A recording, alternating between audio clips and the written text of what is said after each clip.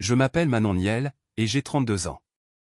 Samedi dernier, lors du somptueux dîner de Noël de mes parents à Bordeaux, mon père a poussé ma fille de 9 ans, Amélie, hors de sa chaise.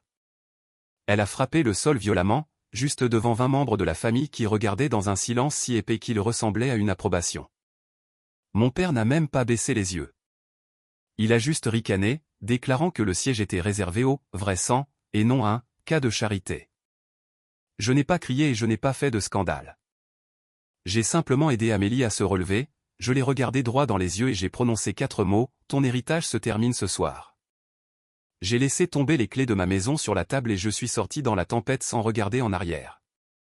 Vous êtes-vous déjà senti comme la personne invisible dans votre propre famille? Racontez-moi votre histoire dans les commentaires. Laissez un commentaire et dites-moi d'où vous écoutez et quelle heure il est chez vous en ce moment. J'aimerais savoir qui fait partie de notre communauté. Je n'ai pas pleuré en partant, et je n'ai pas demandé pourquoi il l'avait fait.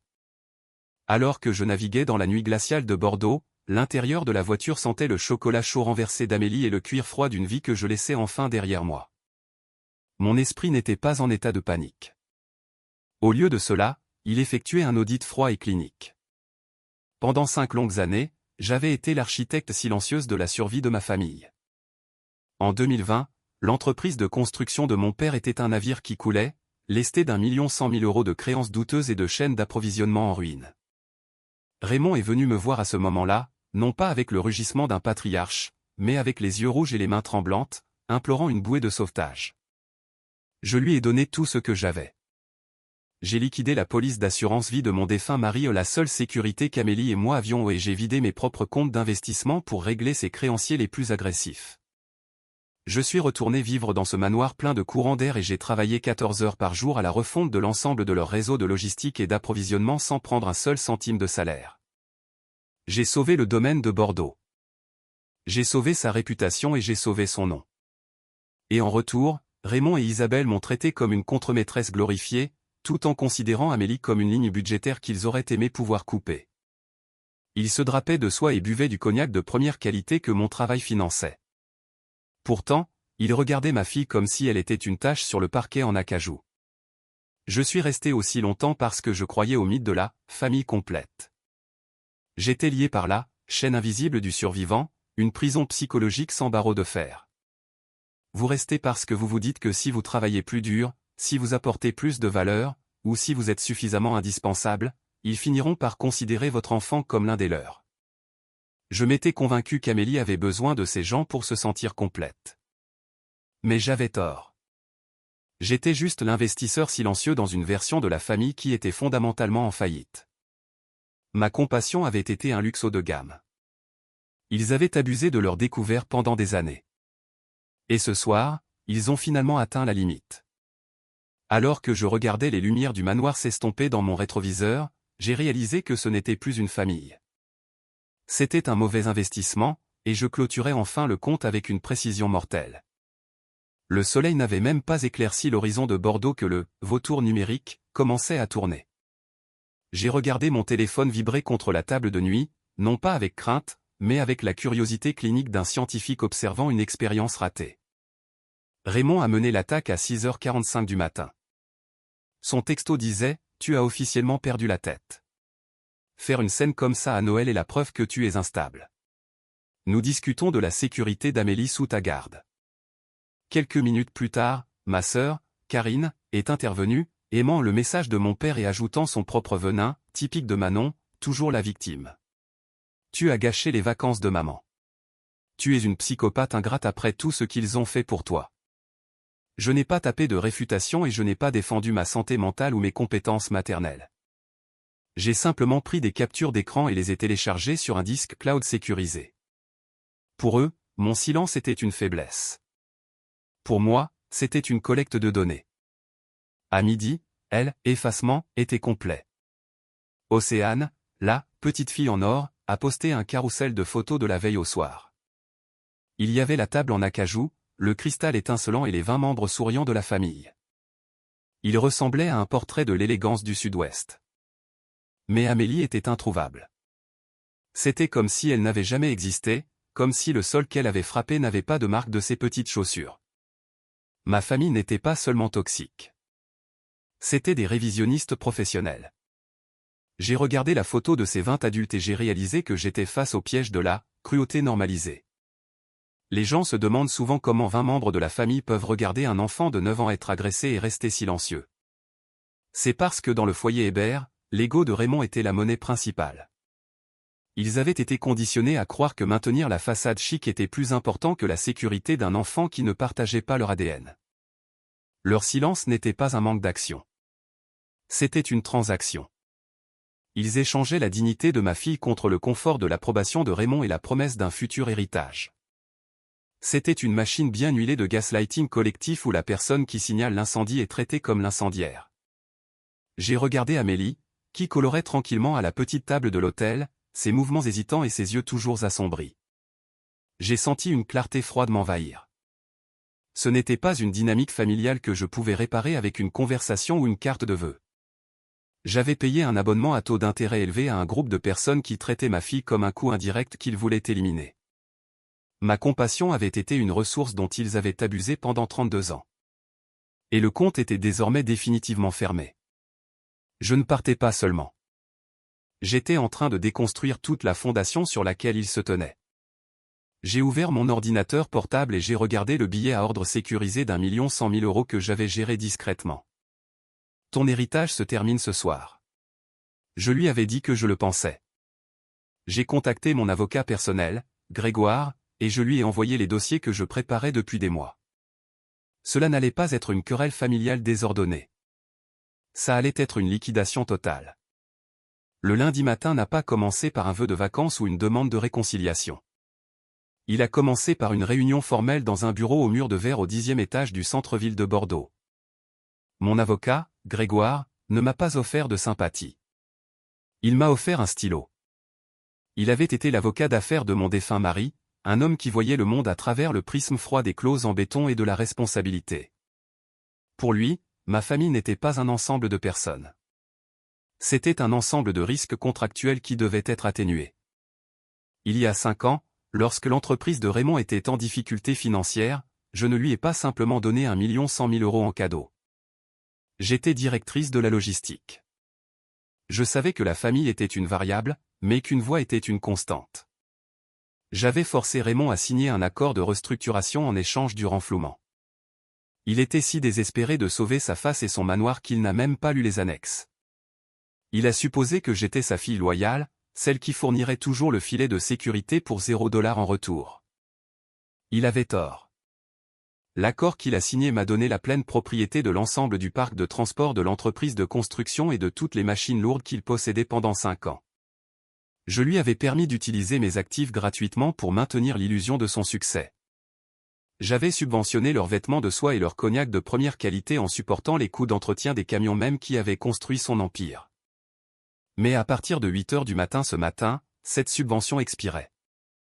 Autoriser la récupération, dis-je, ma voix aussi plate qu'une tonalité de téléphone. Grégoire hocha la tête et appuya sur un bouton de son interphone. En quelques minutes, la chaîne logistique que j'avais passé une décennie à construire s'est mise en mouvement. Ce n'était pas un accès de colère soudain. C'était l'exécution d'une stratégie de sortie préméditée. Je ne retirais pas seulement une chaise de sous un enfant. Je retirais les moteurs littéraux de sous une entreprise valant plusieurs millions d'euros. À 14 heures, mon téléphone a commencé à vibrer avec un autre genre d'énergie. Ce n'était plus seulement des insultes. C'était de la panique pure et simple. Raymond a appelé 6 fois en 10 minutes. J'ai finalement répondu au 7e appel.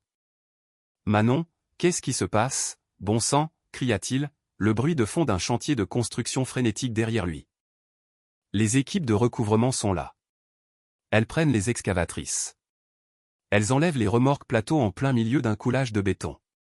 Tu vas me faire perdre le contrat de la mairie.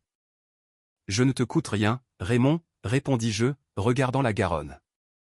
Je ne fais que reprendre ma propriété. Tu as dit à Amélie que le siège à ta table était réservé au vrai sang. Eh bien, s'il n'y a pas de lignée sanguine pour ma fille, alors il n'y a pas de machinerie pour ton entreprise. Tu veux être un homme de pur héritage, alors vas-y et creuse tes fondations à main nue. J'ai raccroché avant qu'il ne puisse répondre. Je n'ai pas ressenti de joie. Au lieu de cela, j'ai ressenti le clic silencieux et satisfait d'une pièce de puzzle qui se met en place. La carrière de Raymond avait été bâtie sur mon expertise logistique et mon capital. Sans mes camions, il n'était qu'un vieil homme en costume coûteux debout sur un tas de terre. L'effondrement n'était plus une possibilité. C'était un envoi actif, et il arrivait en avance sur le calendrier. Le bureau de Grégoire était silencieux, à l'exception du clic rythmé de sa souris alors qu'il faisait défiler des fichiers numériques archivés. Nous fouillions l'histoire de l'entreprise, à la recherche de tout moyen de pression pour garantir que la contre-poursuite de Raymond pour harcèlement ne verrait jamais de tribunal. Mon père m'avait toujours dit que son partenaire initial avait quitté l'entreprise il y a 20 ans parce qu'il ne pouvait pas gérer le stress. Il s'était dépeint comme le héros qui avait sauvé les emplois de 50 hommes tandis que son ami, Émile, avait simplement démissionné. Émile était le père biologique d'Amélie. Il était mort dans un petit appartement humide il y a 9 ans, quelques mois seulement après la naissance d'Amélie. Raymond s'était tenu aux funérailles et avait promis de prendre la pauvre orpheline, disant à la famille qu'il l'élèverait comme la sienne, malgré l'échec de son père. Pendant 9 ans, j'avais cru à ce récit. J'avais été reconnaissante envers mon père pour sa prétendue gentillesse. Manon, dit Grégoire, sa voix coupant mes pensées comme un scalpel. Je regarde la dissolution originale du partenariat d'il y a 2 décennies. La signature d'Émile ne correspond pas à ses dossiers médicaux ultérieurs ni à ses papiers de décharge militaire. Pas même de loin. Il a affiché une vue agrandie sur le grand moniteur. J'ai fixé l'écran. Je passais mes journées à vérifier les manifestes d'expédition et les contrats internationaux. Je savais quand une ligne était forcée, lorsque l'encre était appliquée avec l'hésitation de quelqu'un imitant la main d'un autre homme. C'était un vol calculé et professionnel du travail de toute une vie d'un homme. Raymond avait menti à Émile, lui disant que l'entreprise était en faillite pour le forcer à partir, tout en falsifiant secrètement sa signature pour transférer les actifs. Raymond n'avait pas racheté son partenaire, il l'avait effacé. L'audit a creusé plus loin dans le fonds fiduciaire qu'Émile avait établi pour sa fille nouveau-née, 480 000 €. C'était censé être un filet de sécurité, un paiement d'assurance et le reste de ses économies. Mais lorsque Grégoire a suivi le flux des fonds, la piste a mené directement à une transaction datée d'il y a 4 ans. La banque avait engagé une procédure de saisie sur le manoir de Bordeaux. Raymond n'utilisait pas les bénéfices de l'entreprise pour maintenir son style de vie. Il avait volé 480 000 € à une veuve en deuil et à un nourrisson pour rembourser ses arriérés hypothécaires. Il n'a pas adopté Amélie par compassion. Il l'a adoptée pour contrôler l'unique héritière de l'homme qu'il avait escroqué. Il l'a gardée dans cette maison, la poussant des chaises et l'appelant un cas de charité, pour s'assurer qu'elle se sentirait toujours petite. Si elle se sentait sans valeur, elle ne grandirait jamais pour demander pourquoi son père était mort dans la pauvreté tandis que Raymond vivait dans le luxe. Il ne voyait pas une petite fille quand il la regardait. Il voyait une responsabilité qui devait être supprimée. Je n'ai pas ressenti de vague de colère. J'ai ressenti une clarté profonde et glaciale. Mon père n'était pas seulement une brute. C'était un criminel qui avait passé 20 ans à vivre des dépouilles d'un héritage volé. L'argent de l'assurance de mon défunt mari n'avait pas seulement sauvé une entreprise. Il avait involontairement soutenu une fraude de 2 décennies. Appelez le procureur de la République, dis-je, ma voix calme et dénuée d'émotion, et dites-lui que nous avons les papiers de dissolution originaux. Raymond voulait parler de vrai sang et de charité. Eh bien, il est temps de lui montrer qui a vécu de la charité de qui au cours des 20 dernières années. J'ai regardé la photo d'Amélie sur mon téléphone. Elle n'était pas une erreur. Elle était la propriétaire légitime de tout ce que Raymond pensait avoir construit.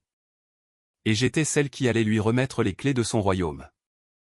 Les lourdes portes en chêne de mon bureau ne se sont pas contentées de s'ouvrir, elles ont été poussées violemment. Raymond et Isabelle ont fait irruption, ressemblant aux fantômes des personnes qui s'étaient assises à la tête de cette table de Bordeaux quelques jours auparavant. Le visage de Raymond, habituellement un masque de bronzage et d'arrogance, était maintenant d'un gris maladif. Isabelle tremblait, son écharpe de soie de créateur nouée serrée autour de sa gorge, comme pour maintenir sa contenance. Ils n'étaient pas venus s'excuser. Ils étaient venus négocier pour leur vie. Manon, arrête cette folie immédiatement, aboya Raymond. Mais le rugissement avait été remplacé par un râle désespéré. 3 de nos principaux chantiers sont à l'arrêt total.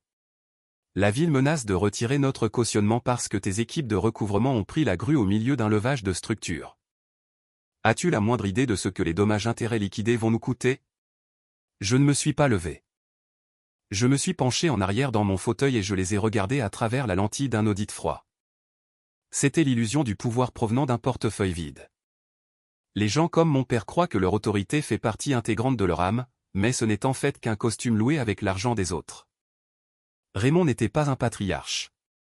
C'était l'homme dont toute l'identité était un bilan. Maintenant que j'avais retiré les actifs, le roi de Bordeaux n'était qu'un vieil homme avec de l'hypertension et une entreprise défaillante. Quand l'argent est parti, le caractère qui était construit sur le droit s'effondre parce qu'il n'y avait jamais eu de dignité interne pour le soutenir. La famille ne fait pas ça, Manon, supplia Isabelle, les yeux rouges parce que je suppose être des larmes d'auto-apitoiement. Pense à l'héritage. Pense à ta sœur. Pense à ce que cela va faire à nos amis. Héritage? J'ai répété le mot comme s'il s'agissait d'une monnaie étrangère qui avait été mise hors service. J'ai passé les 48 dernières heures à examiner ton véritable héritage, Raymond. J'ai fait glisser un épais dossier Mani sur le bureau. Il a atterri avec un bruit de marteau de juge. À l'intérieur se trouvaient les faux documents de partenariat et les relevés bancaires montrant le vol de 480 000 € à la fille d'Émile. Raymond a cherché le dossier, ses mains tremblant si violemment qu'il ne pouvait même pas ouvrir le fermoir. Il n'en avait pas besoin. Il savait exactement ce qu'il y avait à l'intérieur. Il avait vécu dans une maison, maintenue à flot par les ossements du futur de son meilleur ami. Émile était mon partenaire, murmura Raymond. Il était ta victime, le corrigé-je, ma voix aussi plate qu'un certificat de décès. Tu as volé le travail de sa vie. Tu as volé la sécurité d'Amélie. Et ensuite tu as eu l'audace de l'appeler un cas de charité pendant que tu vivais de son héritage. Isabelle regarda Raymond, puis moi, sa bouche s'ouvrant et se fermant dans une confession silencieuse. Ils n'étaient pas choqués par le crime. Ils étaient choqués que la fille utile ait finalement pratiqué l'autopsie. S'il te plaît, céda finalement Raymond, s'enfonçant dans le fauteuil ou le même fauteuil que j'avais acheté pour ce bureau avec mon propre salaire. Nous allons rembourser. Nous allons créer un nouveau fonds fiduciaire. Relâche juste l'équipement pour que je puisse finir le contrat de la mairie. Je perds tout. Je me suis levé lentement. J'ai pris une profonde inspiration, sentant l'odeur clinique de mon bureau et la faible odeur métallique persistante de la tempête hivernale à l'extérieur. Tu as dit que ce siège à la table était réservé au vrai sang, Raymond. Tu as dit qu'Amélie n'était qu'une invitée dans ta maison. J'ai sorti un deuxième document de mon bureau, l'avis d'expulsion formelle pour le manoir de Bordeaux, soutenu par le privilège que je détenais grâce au règlement de la dette d'1 100 000 €. Tu avais raison sur une chose, dis-je, mon ton mortel et calme. Tu nous mets dehors, hurla Isabelle. Je rends la propriété à sa propriétaire légitime, répondis-je. Vous avez 72 heures pour quitter les lieux. Si vous prenez ne serait-ce qu'une cuillère en argent qui appartient à la mémoire de son père, je ferai en sorte que le procureur de la République aggrave les accusations de fraude en grand larcin. Raymond m'a regardé, et pour la première fois de ma vie, je n'ai pas vu un père. J'ai vu un contrat en faillite. J'ai vu un homme qui avait échangé son âme contre une chaise en acajou et réalisé trop tard que la chaise ne lui appartenait pas. Au revoir, Raymond, dis-je. Et ne t'inquiète pas pour le contrat de la mairie. J'ai déjà contacté la compagnie de cautionnement. Puisque je détiens l'équipement, ils attribuent le contrat d'achèvement à mon entreprise pour éviter les pénalités. Alors qu'il sortait, affalé et brisé, le silence qui a suivi n'était pas lourd. Il était propre. Le compte était finalement réglé. La restitution a été finalisée un mardi matin, exactement 6 mois après cette nuit de Noël glaciale à Bordeaux. Le procureur de la République n'a pas vu de conflit familial. Il a vu 20 ans de falsification et de détournement de fonds documentés. Raymond a été condamné à 3 ans dans un établissement fédéral pour fraude. Sa réputation de pilier de la communauté de la construction s'est transformée en cendre dans les gros titres locaux. Isabelle a reçu 2 ans de probation en tant que complice. Son cercle social s'est évaporé au moment où les portes en acajou du manoir ont été verrouillées par le shérif. J'ai vendu le manoir de Bordeaux dans les 48 heures suivant l'expulsion. Je ne voulais pas de l'argent, et je ne voulais certainement pas des souvenirs. Cette maison n'a jamais été un foyer. C'était un tombeau construit sur le vol du futur d'un homme mort. J'ai pris le 1 100 000 € que j'ai récupéré de la liquidation de l'entreprise de Raymond et j'ai établi l'Institut juridique Émile Mémorial. C'est une fondation dédiée à fournir des conseils juridiques et de la comptabilité judiciaire aux entrepreneurs et partenaires à petite échelle qui sont évincés par des dirigeants prédateurs. C'est ce que j'appelle la justice de l'égout. La punition se concentre sur le passé, mais la justice de l'égout se concentre sur la construction de l'avenir. Raymond a passé sa vie à détruire un héritage pour maintenir une image. J'utilise l'épave de son image pour construire un bouclier pour les autres en créant quelque chose qui aide les autres à survivre. J'ai rendu la cruauté de mon père entièrement non pertinente. Il est une note de bas de page dans un registre de prison. Nous sommes un titre dans une histoire de construction. Amélie et moi avons déménagé dans un petit cottage lumineux à la périphérie de la ville, loin des traditions étouffantes de l'élite de Bordeaux. Il n'y a pas de chaise en acajou ici, juste une table en bois solide où chaque siège est gagné par la gentillesse, pas par l'ADN. Je la regarde maintenant, assise sur le porche, tandis que l'air printanier de la Gironde porte le parfum du jasmin et de l'herbe nouvelle. Elle est concentrée sur un projet scientifique pour l'école. Ses boucles sombres rebondissent alors qu'elle m'explique la mécanique d'un système de filtration de l'eau. Elle n'est plus un cas de charité. Elle est la propriétaire légitime de sa propre vie. J'ai réalisé que je n'avais pas seulement sauvé ma fille. Je me suis sauvé de la chaîne invisible du survivant. J'ai arrêté de demander la permission d'appartenir à un groupe de personnes qui ne valorisaient que mon utilité. J'ai déromanticisé la lignée sanguine et les remplacé par un bilan de caractère réel.